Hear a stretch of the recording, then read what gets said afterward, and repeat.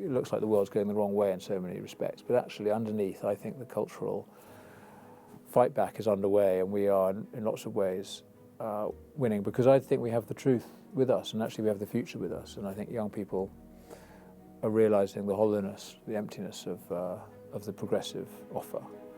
This century is not delivered for them, and it's undermining their futures. Coming up on British Thought Leaders, I sit down with Conservative Member of Parliament Danny Kruger to discuss his new book, Covenant. Danny talks about rebuilding the institutions that sustain good society and says this begins with family life. I think we are in a state now where we've dismantled a lot of the natural sort of regulation that sustain good society, and that does begin with family life. So I regret what we've done to marriage as an institution, making divorce easier particularly, and abandoning any notion of what the marriage vows represent, and then fiscally, legally making it disincentivizing marriage essentially, and disincentivizing the whole business of family life.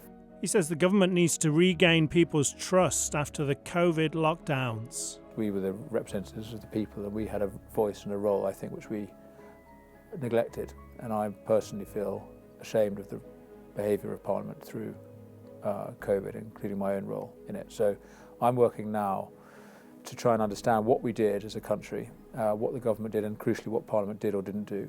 I'm Lee Hall, this is British Thought Leaders.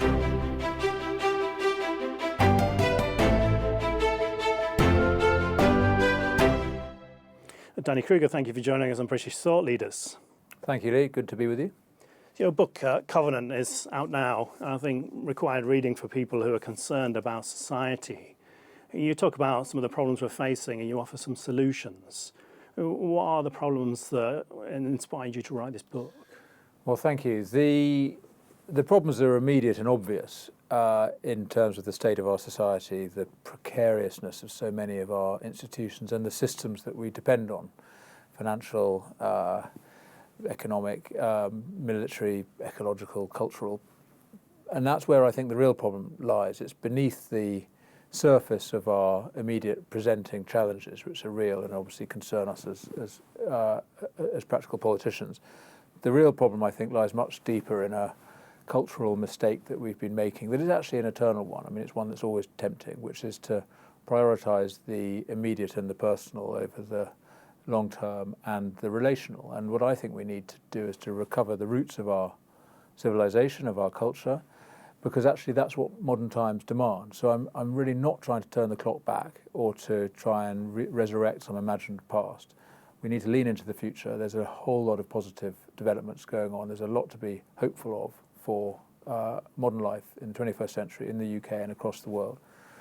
But in order to capitalise on those opportunities and to withstand these very real threats, which I mean, personally I'm very worried about many things, but in order to withstand these threats, to capitalise on the opportunities, I do think we need to recover some of the foundational principles of our society, and that, in a nutshell, is the principle that we depend on each other and that we exist in our relationships and in the institutions which sustain a healthy and successful society. And the essential institutions are families, are the homes that we attach to, our neighbourhoods and our nations. And those three, as it were, tiers of human association, the home, the neighbourhood and the nation, feel to me the essential building blocks of a good society. And for lots of reasons which we could explore, culturally, politically, economically, we have been at the work of dismantling the home, the neighbourhood and the nation over recent decades. And I think correcting course on those issues is the beginning of the recovery that we need. You've got one fascinating chapter called On Sex and Death. How has the sexual revolution damaged our society? Well, it's a really important topic, and we can tell it's important because of how much sex saturates the public conversation, and we're now in the midst of some very, very knotty and difficult questions around gender, sex and gender, which I think are the outworkings of a set of ideas which took root in our culture in the West in recent decades. And you can trace it back to Freud and beyond that to Darwin and so on, and Marx, in fact. And particularly Marxists in the 1960s, who developed the idea that in order to make the new society, they had to dismantle the home and the family. And the sexual revolution, while obviously it had so many positive aspects and so many good impulses to it, to free women particularly from the shackles of I think, an unnatural and unreal ideal of domesticity, which was itself historically anomalous, the idea that women had only one role, which was to bring up the children and to make the home. Never done that in history before. I don't think that is the right model. What we all want is to be properly attached to our homes, men and women, and to fulfill a role in our families and in our communities, but also to have a fulfilled role beyond the home. So while I understand the impulse to much of what happened in the 60s and subsequently, I think we are in a state now where we've dismantled a lot of the natural sort of regulation that sustain a good society, and that does begin with family life. So I regret what we've done to marriage as an institution, making divorce easier particularly, and abandoning any notion of what the marriage vows represent, and then fiscally, legally, making it disincentivizing marriage essentially, and disincentivizing the whole business of family life. It is you get much more, put it this simply, you get much more money from the government if you are living a life that isn't family oriented. So you get more money to if you put your children into a daycare rather than look after them at home, or arrange for your neighbours to support your family life. Your elderly parents, if they go into a residential home far away, rather than being able to live in their own home or with you as their adult children. There's a whole bunch of, as it were, public services and systems in the tax and benefit arrangements that, as it were, dismantle family life.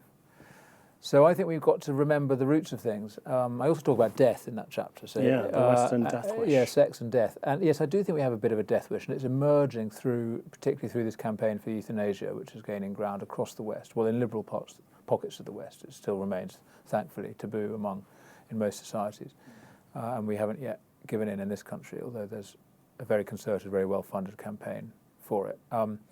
And what I worry about there is the idea. It's essentially, I think it's a very destructive idea of the only way to live is to live as a sort of proud, independent, fully capable, fully competent, an independent adult, rather than as someone who's frail and in need. And I totally understand why so many people think that if you're in terrible agony at the very end of life, you should be helped on your way. The problem is how to frame a law that doesn't mean that the disabled, the lonely, the people with long-term conditions who don't feel they have much to live for anymore, would not be subject to pressure from I'm afraid to say, relatives, but just the incentives in the system which say to them, as happens in Canada, of course, now a lot. Yeah. We know the state will not pay for you to have a wheelchair ramp or a social care package that you need to sustain, to live well. But there is this option that we can give you, and perhaps because you're a bit depressed, really what you want is to be helped with an assisted suicide, and that is happening now to disabled people, to anorexics, to people with diabetes. And if we think that won't happen here, well, I'm afraid it is happening in a country very like ours across the Atlantic. So I worry about that campaign, and I worry about what we've done to sexual relations and to young people's idea of themselves. So we need to correct course on those things. Some of your solutions require the cultivation of virtues for people to kind of live by morals that have fallen out of fashion quite a bit now. I mean, that's upgrading people's morals is usually the work of a saint rather than a politician. And do you feel that government policy will be enough to bring about these changes? No, but government is, politics is downstream of culture, and in a sense, I'm trying to intervene upstream of legislation, and I certainly don't think there is that legislation is the whole answer, or even a large part of the answer in terms of these institutional strengths that we need of family, neighbourhood, and nation. But it matters a lot, and government and parliament and all of us in public life help to create the kind of cultural atmosphere that is impactful.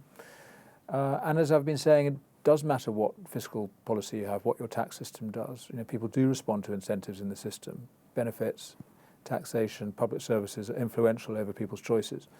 So I do think we have to think about what we should do. I guess a phrase I use in the book is this, that the purpose of politics is the cultivation of the conditions of virtue. So I don't think it's the job of government to prescribe behaviour to people, but what we can do is to create the conditions in which people are more likely to behave well towards one another, and which is what people want to do. You know, the people think of this as a sort of conservative, nostalgic, unreal set of aspirations, but actually most people want to get married. Most people want to look after their elderly parents. Most people want to have a life that is connected to their local community. Most people want to love their country and to serve it. So, you know, patriotic, community-minded, family-oriented people is what we want, and it's what most people want to be. So I think that creating the conditions in which it's more attractive for people to behave in those ways is an appropriate mission of government. But it can't do it, as it were, as the crow flies. You know, it cannot be, legislating behaviour into law. It has to. We have to be free. I mean,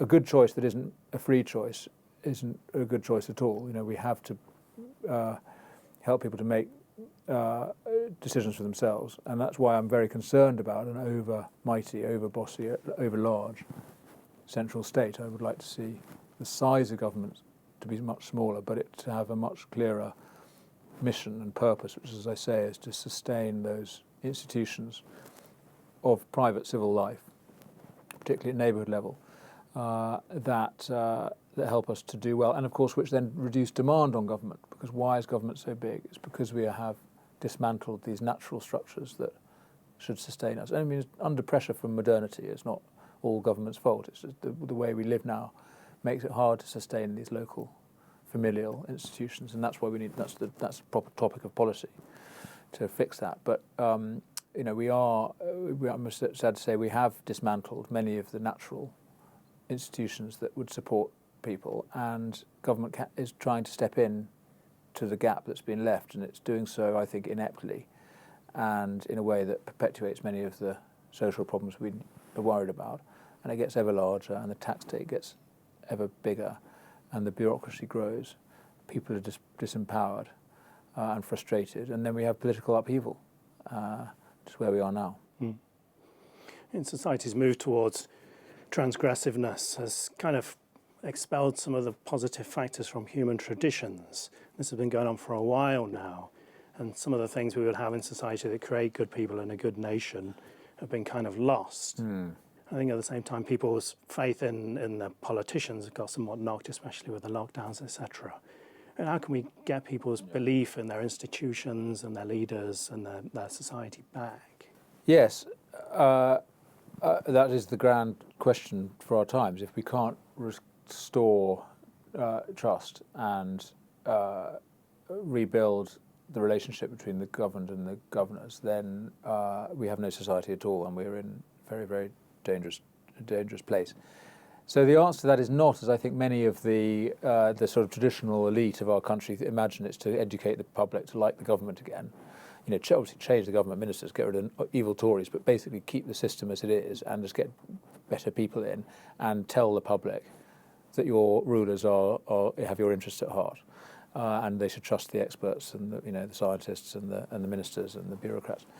I think that is the wrong way to do this. We need to reform those institutions, transform them actually, and in many ways, in some cases, replace them. I mean, I don't think we should be wedded to institutions just because they exist. I think as conservatives, we should have respect for our inheritance, institutional inheritance, but they serve purposes. They should serve the people, not themselves. And so we do need quite radical reform. And the paradox I find myself in as a conservative who's deeply, tradition oriented. I like the idea of our inheritance in this country.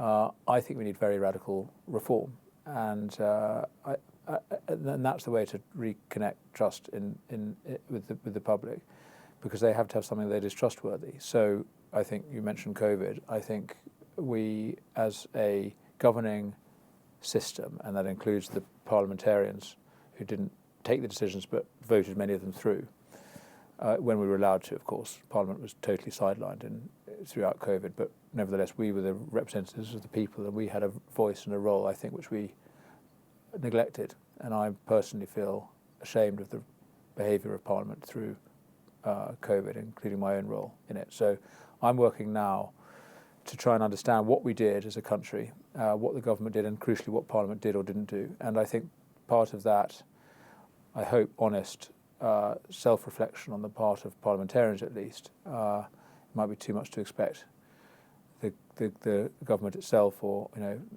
the experts who delivered us COVID, the COVID response, to do the same, although I wish they would. But I want to try and understand what we did, where we went wrong, and do that in an open and honest way. I mean, most people would try to do the right thing, including Matt Hancock. But we need to be honest with ourselves about how mistaken many of those decisions were, just in order that we don't do them again. So I think that's the first step to restoring trust.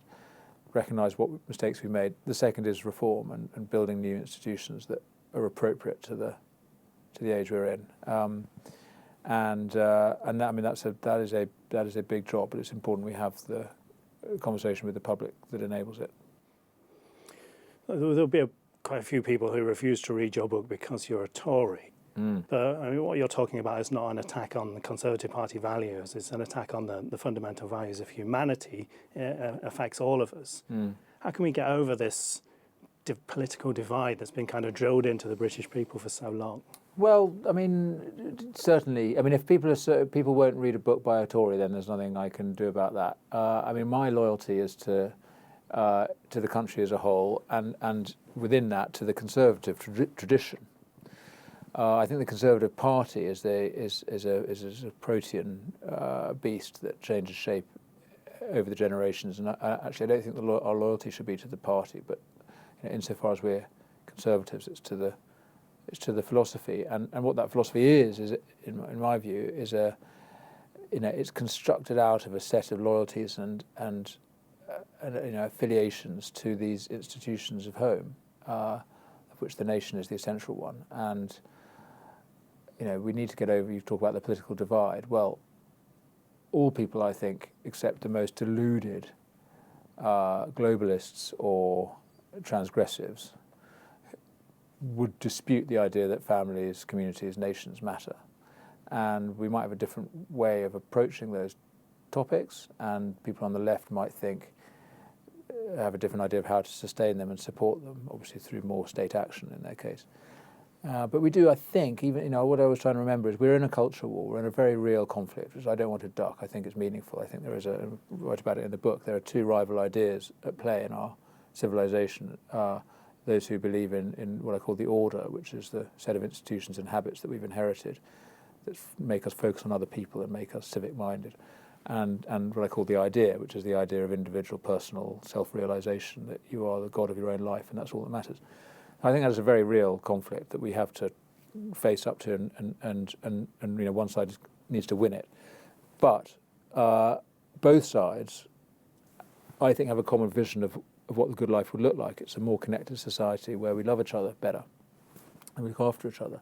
I don't know how you can do that as a transgressive individualist, but they don't know how you can do it as a traditionalist. So that's all right. Let's differ over that. But we do actually have I think, something in common in terms of what we think of as the good life. That is kind of universal, really, unless you're completely deviant. And so let's not. So this cultural war that we're in, I don't think it has to be a fight to the death. I don't think we need to, obliterate the other side. We just need to win the argument. And I think we are winning the argument, paradoxically, because in many ways it looks like the world's going the wrong way in so many respects. But actually, underneath, I think the cultural fight back is underway, and we are, in lots of ways, winning, because I think we have the truth with us, and actually we have the future with us. And I think young people are realising the hollowness, the emptiness of the progressive offer. This century is not delivered for them, and it's undermining their futures. So I think we can win the argument if we frame it properly. But that's not to say we don't need to have a big ding dong with the other side. With the left liberal establishment, which is gripping our institutions and our media, of course, and I'm afraid a lot of Parliament.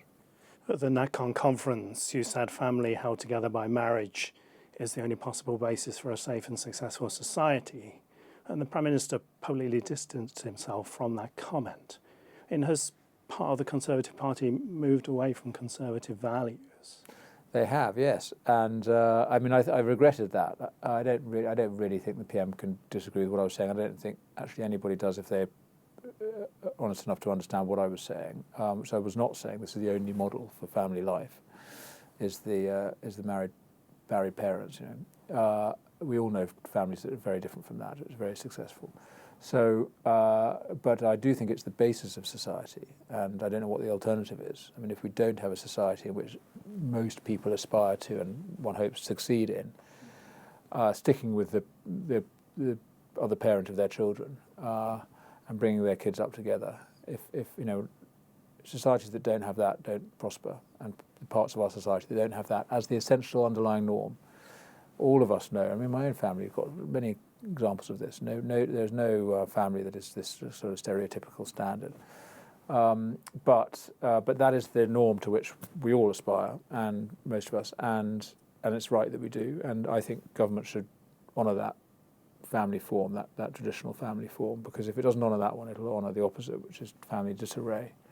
And as I say, I think that's what we do, I'm afraid, through our tax and benefit system and increasingly our culture. I think it's madness not to honour the conventional family model, and we've just got to find a way in which it's acceptable to say that without everybody thinking that you're being mean to single parents, gay couples, other people who don't conform to that traditional pattern. And why should I'm not being? So there's. To assert a norm is not to say this is the exclusive and only model. It's just to say it's the foundational one that enables society as a whole to flourish, and then families which don't fit that traditional pattern will themselves be safer, and society as a whole will be stronger. You and Miriam Case started the New Conservatives.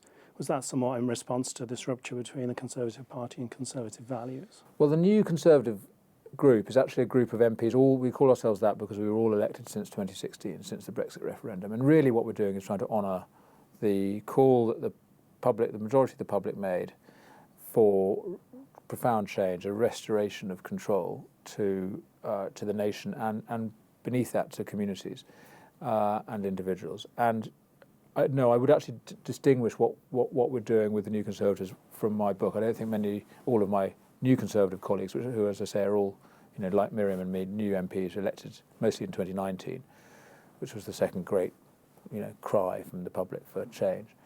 I'm not speaking for all our colleagues in this book. I'm speaking just for myself, and I hope many of them would agree with it. What we're trying to do with the New Conservatives is to encourage the party as a whole and the government to reassemble the voter coalition that brought us into power that won the Brexit referendum and then brought Boris Johnson's great majority in 2019. And that was a coalition of places and voters in places like mine in Wiltshire, the traditional Conservative heartland, with places like Miriam's up in Yorkshire on the edge of Sheffield, traditional Labour voting place. And what was so brilliant about 2019 and 2016 was, for a moment you had a glimpse of a one nation, of a national political movement, led by a very able and brilliant man in Boris. The tragedy is that he, I feel, failed to deliver the promise that he stood for in 2019. He got Brexit done, for which he will always be the great hero, I think, of our movement. But after that it went wrong, and the COVID response critically was one, the failure to reform Whitehall, which was the real mission, the real mandate that I think we had in 2019, was to fix the system and fix the economy as well, in the interests of people far away from the financial centres of South East England. So there's much to regret in the last few years, but the underlying reality remains. Politics changed profoundly in 2016 and 2019. We have an obligation to fulfil our promises to the people that we made at the last election. We can still do that. We've got a year in which to do so. I think a lot of Rishi's instincts are really, really good, and he would like to be able to do that, reassemble that voter coalition. But I think at the moment we're not doing it nearly enough, and time is running out. So the New Conservatives are a lobby group within Parliament trying to push for a better policy platform over the next year, and then a really good manifesto as well that tries to reflect the interests and the values of those voters of ours who supported us last time. You feel confident that you can turn around what the polls are showing in time for the election? No, I'm not confident. I don't think it's going to be an easy task. I think we need to be very, very clear, have demonstrable commitments, which includes, and this is what's so painful for us, particularly people who've been ministers for some years, it includes recognition of our own mistakes and how we haven't delivered for people. And I think the challenge for us is it's just a very difficult challenge. We have to run against our own record. We have to say, I think the argument I would make is in 2010 we came in with a very specific problem, which was the fiscal crisis in the public finances since the crash and Labour's reckless borrowing. So we had to fix the public finances. We can argue about whether we did that in exactly the right way. I've got issues with some of it, but the principle was we had to fix the economy and the public finances. We reformed education and welfare in positive ways. And crucially, although it was through gritted teeth and against all his instincts, we got a Brexit referendum through, and then we have finally, and with immense pain, delivered Brexit. So that's the positives of the last 10 years, 12 years. But actually, alongside that, we have neglected a whole bunch of things that we should have done. I don't think we should have accepted the whole human rights settlement that we inherited in 2010, the Equality Act, the Human Rights Act. We should have turned the taps of immigration off much sooner. We haven't even done so now. In fact, we've opened them in recent years even further. But really the problem began with Tony Blair in 2004. There's a whole bunch of economic changes that we haven't made. We haven't, until very recently, started to try and level up the economy. And we've abandoned a whole bunch of cultural questions. Things have got worse on our watch, particularly in this whole question of sex and gender. And I think that in order to, we just have to be real. I mean, we have to say things truthfully to the public, which is these things have got worse. We can explain why, but we can make excuses. But really, it's true to say on our watch, things have got worse. But under Labour, they would have been so much worse. And under Labour next time, they will get a lot worse. So the appeal that we need to make to the public now is we are sorry we haven't fixed everything. But you've got to trust us to fix them, because Labour will be disaster on all of these topics, immigration, culture, and the economy. So, but the challenge is how to persuade ministers and the government to, as it were, run against their own record, against the inheritance of David Cameron and George Osborne, who did a good job in many ways, but really they just perpetuated the Blairite model. And Boris came in, I think, with a mandate to change that model, and we haven't done it. And we don't have a claim to the public support unless we acknowledge that we haven't done it. Danny Kruger, thank you for joining us on British Thought Leaders. Thank you very much for having me.